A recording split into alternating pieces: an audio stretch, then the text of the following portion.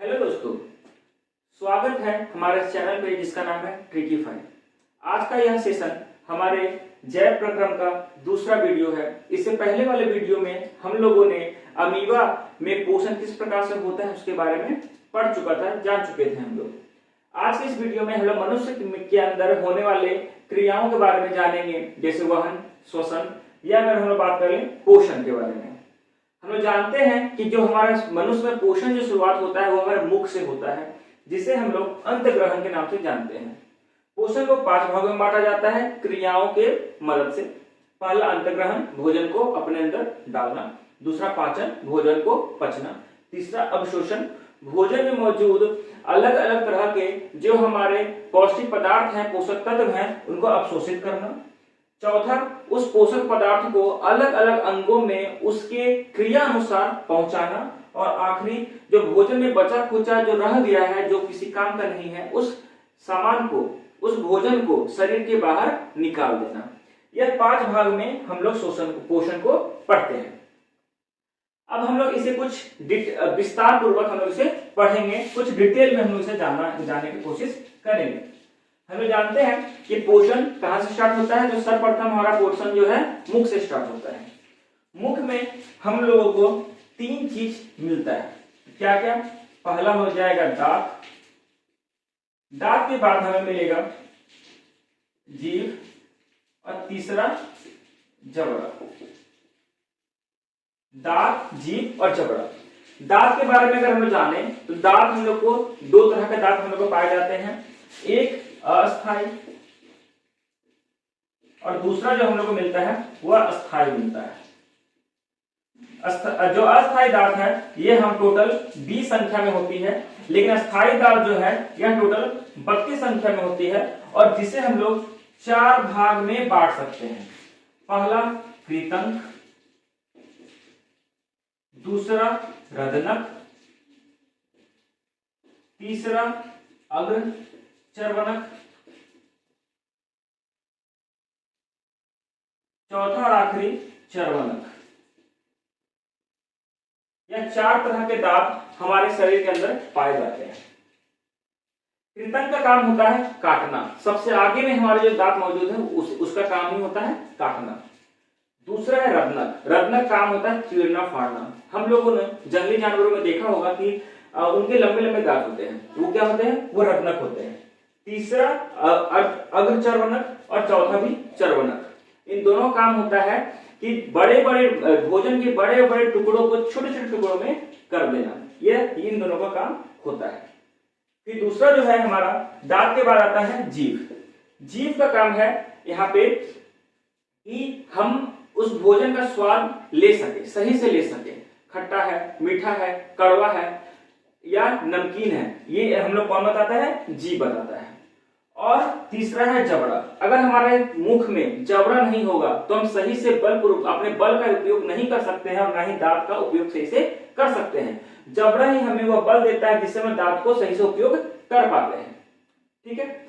अब इन तीनों के अलावा एक चीज और मौजूद होता है जो हमेशा हमारे मुंह में उत्पन्न होते रहता है। क्या है वह? लार। लार हमें लार ग्रंथियों के द्वारा मिलता है, और यह ऐसे ही नहीं आता, इसका भी 2 यहाँ पे काम है। पहला काम है जो हमारा भोजन जो है मौजूद है उस भोजन को मुलायम बनाना, ताकि आसानी से उसे हम काट सके, चबा सके। और दूसरा काम क्या है? यह जो लार है यहाँ पे एक एंजाइम को प्रोड्यूस करता है, एंजाइम को निकालता है। वह एंजाइम जो हमारे स्टार्च हमारे शरीर में मौजूद है,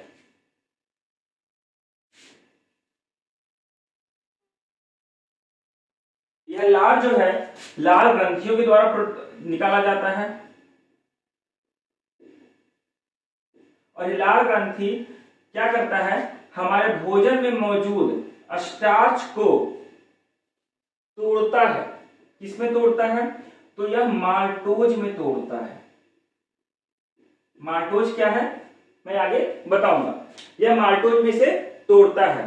अब यहाँ पे जो एंजाइम यहाँ मौजूद होता है, इस एंजाइम को हम लोग कहते हैं अमाइलेज। इस एंजाइम को हम लोग क्या कहते हैं? अमाइलेज। अब यह जो खाना है या जो भोजन हमारे पास है, यह छोटे छोटे टुकड़ों में बंटकर हमारे इस ग्रासिका से, इस नली को, खाने वाली नली को ग्रासिका कहते हैं। यह ग्रासिका नली से होते हुए कहां पहुंचता है? इस अमाशय में पहुंचता है। यह क्या है हमारा? यह अमाशय है। इस अमाशय में मैं इसे मिटा देता हूं। अमाशय में हमारा जठर रस मौजूद होता है। जठर रस मौजूद होता है जिसका पीएच मान 1.2 के बराबर होता है और यह अम्लीय होता है। असल में यह HCl अम्ल होता है। यह क्या होता है? HCl अम्ल होता है। यह खाने को पचाने में मदद करता है। खाने को पचाने के अलावा यह भोजन को अम्लीय बनाता है, जिसके कारण से यहाँ पे मौजूद जो कीटाणु होते हैं, जीवाणु होते हैं, वो मर जाते हैं। और साथ ही यहाँ पे एक पेप्सिन नाम का एंजाइम यहाँ पे निकलता है।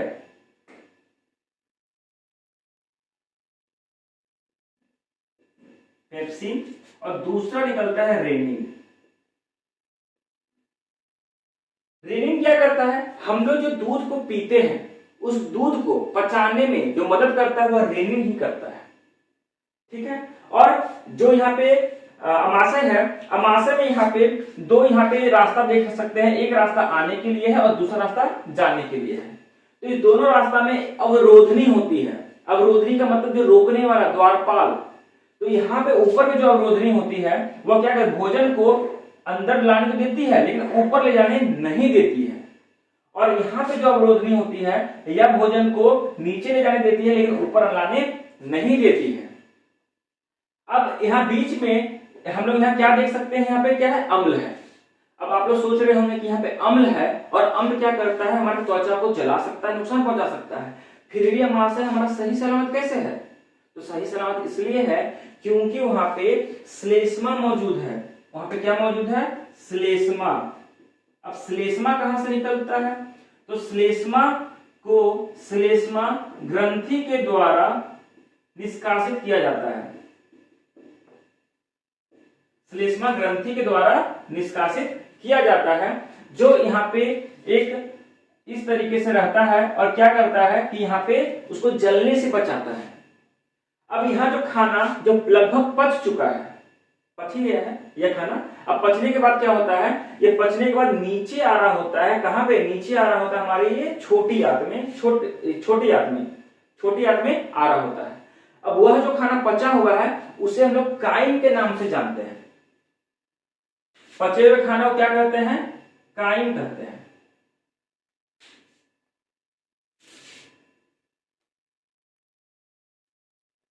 पचे हुए खाने को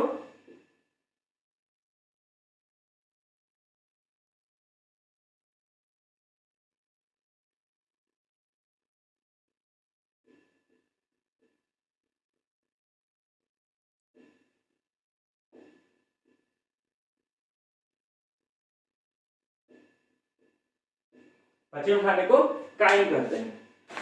अब यह काइम जो है, यह काइम नीचे अवरोधनी से होते हुए हमारा छोटी आंत में आता है। यह हमारा छोटी आंत है और यह हमारा बड़ी आंत है। अब ये देखने में कैसा? ये छोटा है और यह देखने में यह क्या है? ये बड़ा है, लंबा है, और ये देखने में क्या है? छोटा है। यहां से शुरू और यहाँ पे खत्म। लेकिन यह जो है घुमावदार है, बहुत ज्यादा लंबा है।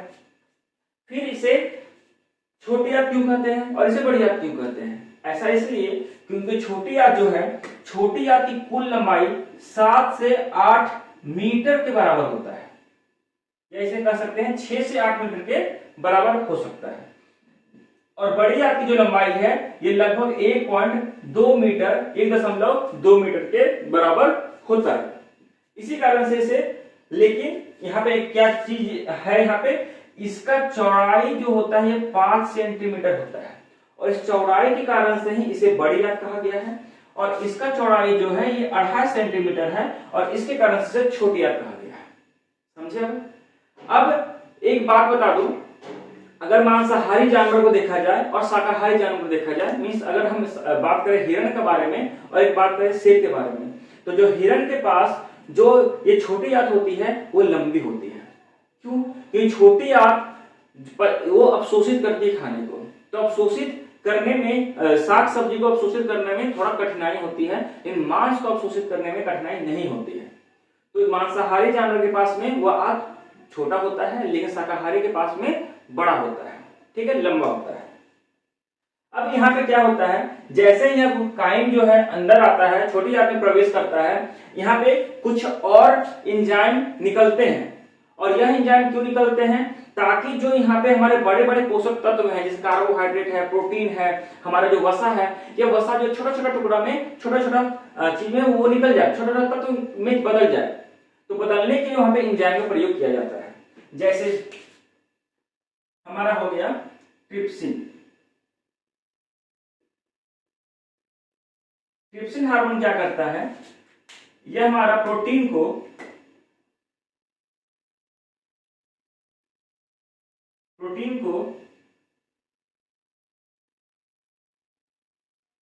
पेप्टाइड में चेंज करता है। उसी प्रकार लाइपेज जो है वह वसा को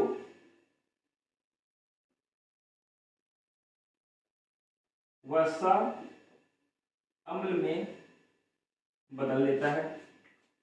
और हमने जो पढ़े थे स्टार्च जो और माल्टोज में बदल जाता है, यहां पे वही माल्टोज ग्लूकोज में बदल जाता है।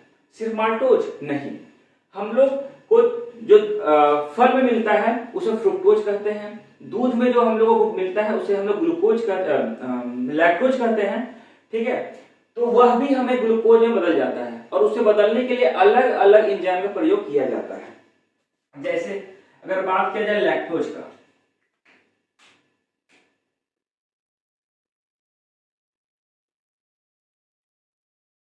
कहाँ मिला हम लोग को, दूध में मिला। तो ये किस में बदलता है, यह बदल जाता है हमारा ग्लूकोज में।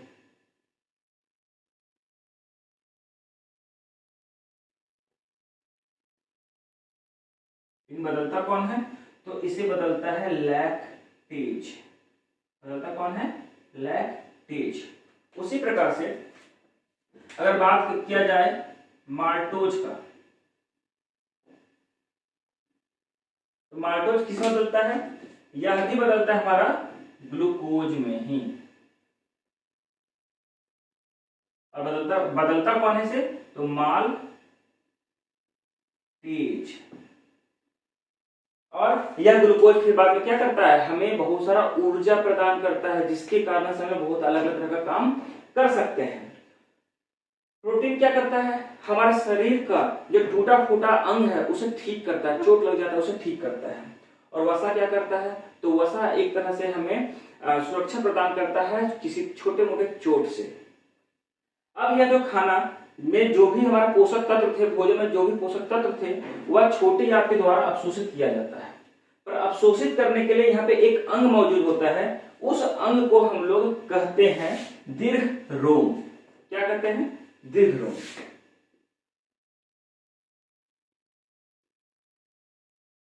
यह दीर्घ रोम जो है यह कुछ इस प्रकार से होता है। यह छोटी आंत मान लीजिए, छोटी आंत में उंगली नुमा एक संरचना दिखाई देता है हम लोग को। यही जो उंगली नुमा संरचना है यह क्या है, दीर्घ रोम है।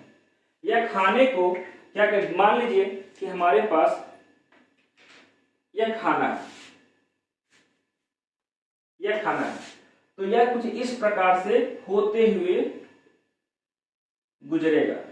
जितना ज्यादा ये टच हो, जितना ज्यादा ये स्पर्श करेगा भोजन को, उतना ही ज्यादा पोषक तत्व अवशोषित हो पाएगा।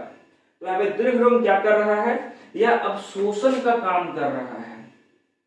अवशोषण जो यहाँ हो रहा है दीर्घ रोम के द्वारा ही हो रहा है। अगर दीर्घ रोम ना रहे यहाँ पे तो अवशोषण नहीं हो पाएगा। अब यह जो अवशोषित होने के बाद जो बचा खुचा जो हमारे पास भोजन बचा है वह आ जाता है बड़ी आंत में। और जैसे ही बड़ी आंत में पहुंचता है यहाँ पे यह कुछ समय के लिए ठहरने का काम करता है। यह क्या काम करता है, बड़ी आंत कुछ समय के लिए ठहरने के लिए काम करता है। जिस समय ठहर रहा होता है उसी टाइम पे यहाँ पे जो कुछ हमारा जल है और बचा कुछ जो लवण है यहीं पे अवशोषित हो जाता है। जब भोजन से लवण और जल अवशोषित हो जाता है तब ये मल द्वार के रास्ते होते हुए शरीर के बाहर निकल जाता है और इस प्रकार से हमारा जो पोषण है, हमारा क्रिया जो है यह पूरा हो जाता है। ठीक है। अब इसके बाद जो अवशोषित हमारा जो पोषक तत्व है वो हमारे शरीर में कैसे पहुंचता है, तो हमारे शरीर में वो खून के द्वारा, रक्त के द्वारा पहुंचता है, जो हम लोग इसके जस्ट बाद पढ़ेंगे। आइए हम लोग अब पोषण से आगे बढ़ते हैं और चलते हैं वहन की तरफ। जब शरीर में भोजन आता है और वहां से हमारा जब पोषक तत्व आगे निकल अवशोषित हो जाते हैं तब वह अलग अलग शरीर के अंगों में पहुंचाया जाता है। तो पहुंचाने का काम आखिर करता कौन है, तो काम करता है रुधिर।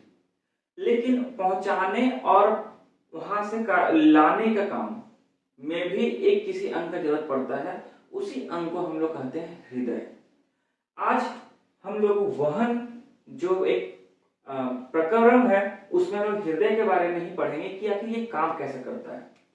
तो सबसे पहले यह जानिए कि जो हृदय है वो ज्यादा बड़ा नहीं होता, आपके मुट्ठी के बराबर ही होता है। अगर मेरा हृदय है तो मेरी इस मुट्ठी के बराबर ही होगा और वह बिल्कुल इस बीचों बीच, ये मेरा शरीर का बीच का भाग है, इसे थोड़ा सा बायां में वह मिल जाएगा। मेरा हृदय इतना बड़ा है और यह यहाँ पे है। ठीक है। अब इस हृदय को हम लोग 4 पार्ट में भाग दे सकते हैं, जिसे हम 4 चेंबर कहते हैं। तो इस वाले जगह को हम लोग कहते हैं बायां अलिंद, इसे कहते हैं हम लोग दायां अलिंद।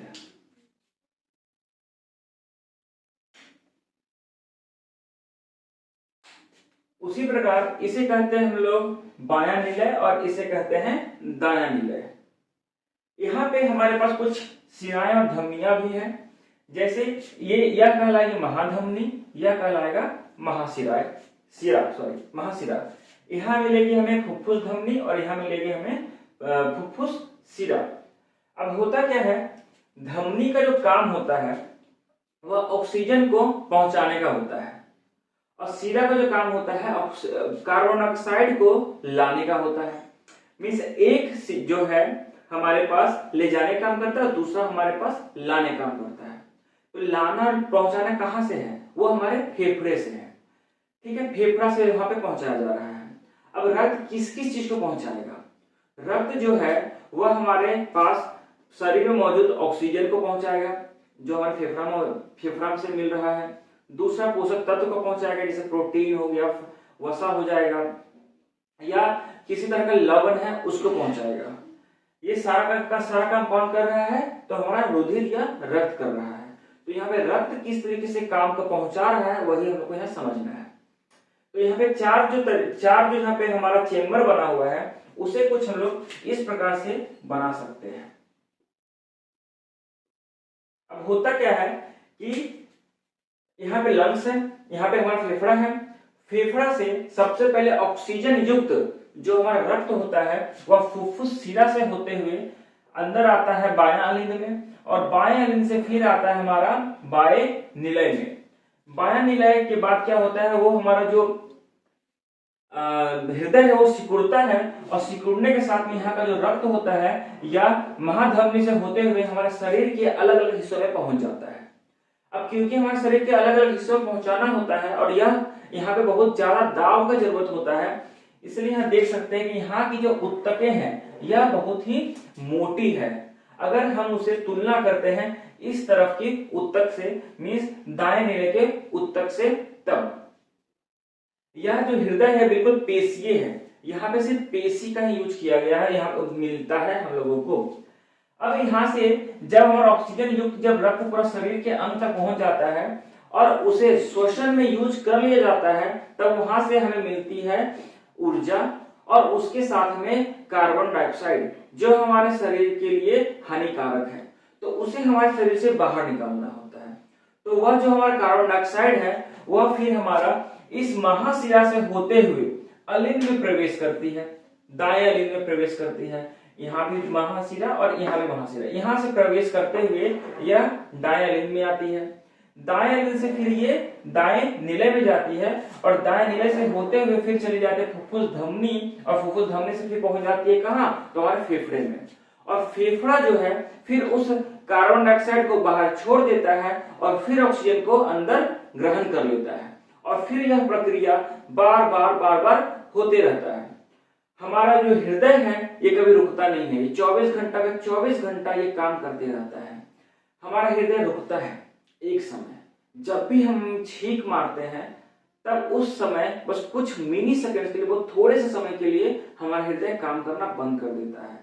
अगर थोड़ा सा ज्यादा काम करना बंद कर दे तो इंसान यहाँ पे रहेगा ही नहीं, वो चला जाएगा। तो वह कुछ इस तरीके से काम किया। अब कुछ हम लोग यहाँ पे इस चित्र में के माध्यम से थोड़ा और अच्छे समझते हैं।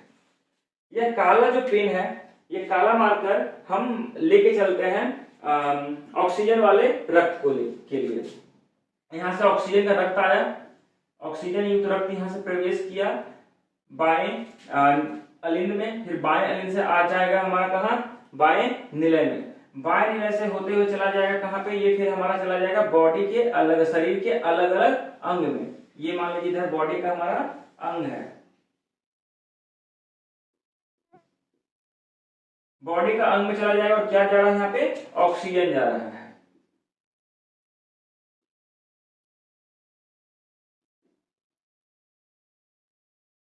अब जब यहाँ पे ऑक्सीजन चला गया और ऑक्सीजन जाने के बाद यहाँ पे उसका उपयोग कर लिया गया और वो बन जाएगा क्या, वो कार्बन डाइऑक्साइड बन जाएगा, तब उसे हमको बाहर लेके जाना है। तो उस कार्बन डाइऑक्साइड वाले हम खून के लिए, रक्त के लिए हम लाल पेन का यूज कर रहे हैं। अब यहाँ से अंग से हमारा क्या निकला, कार्बन डाइऑक्साइड वाला, तो यहाँ से ये निकलेगा और फिर ये जाएगा कहाँ, तो ये हमारा दाएं अलिंद में प्रवेश करेगा और दाएं अलिंद से फिर जाएगा ये दाएं निलय में और दाएं निलय से होते हुए, ये दाएं निलय से होते हुए चला जाएगा ये लंग्स के अंदर, फेफड़े के अंदर। और फेफड़ा में यहाँ पे क्या होगा कि कार्बन डाइऑक्साइड निकल जाएगा बाहर और ऑक्सीजन अंदर आ जाएगा। फिर यही प्रक्रिया बार बार होते रहेगा।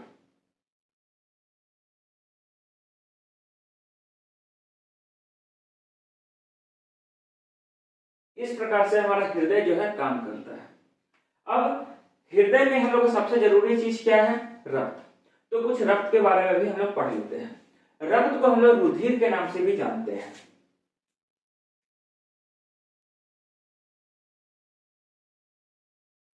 और रुधिर को हम लोग दो भाग में बांट सकते हैं।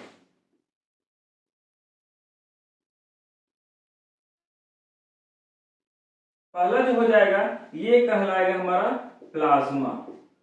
पहला क्या कहलाएगा, प्लाज्मा। और दूसरा जो है यहाँ पे हम लोग को कोशिका देखने को मिलेगी। ये कोशिका 3 प्रकार की रहेगी। पहला लाल रक्त कोशिका,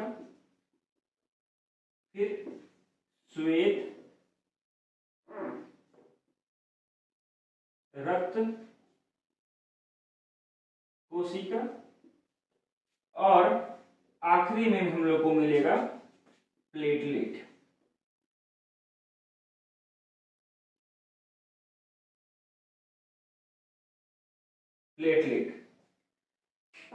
अब जो ये लाल रक्त कोशिका है यह ऑक्सीजन को ले जाने का काम करती है।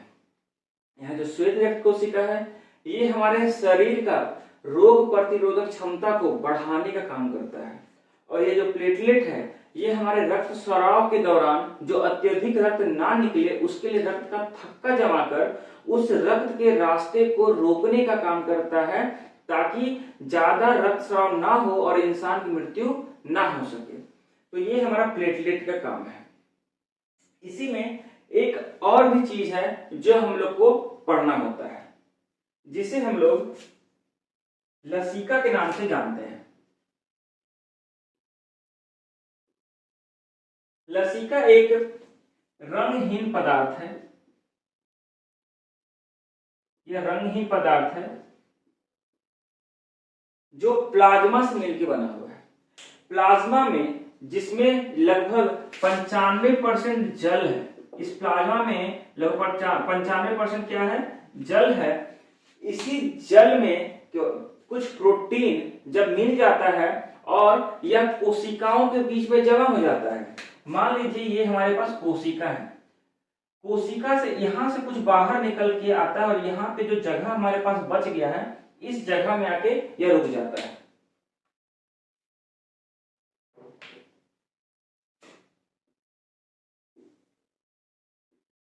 मान लीजिए कोशिका है, कोशिका में यहाँ पे तरल पदार्थ मौजूद होता है। अब यही तरल पदार्थ यहाँ से निकल के अगर बाहर यहाँ पे आके जमा हो जाए, यहाँ से निकल के यहाँ पे जमा हो जाए और इधर से भी निकल के यहाँ पे जमा हो जाए, तब यही जो पदार्थ यहाँ पे जमा हो गया है, उसी को हम लोग क्या कहते हैं, तो उसी को लसिका कहते हैं। लसिका जो एक तरह से प्लाज्मा का ही दूसरा रूप है जो रंगहीन होता है।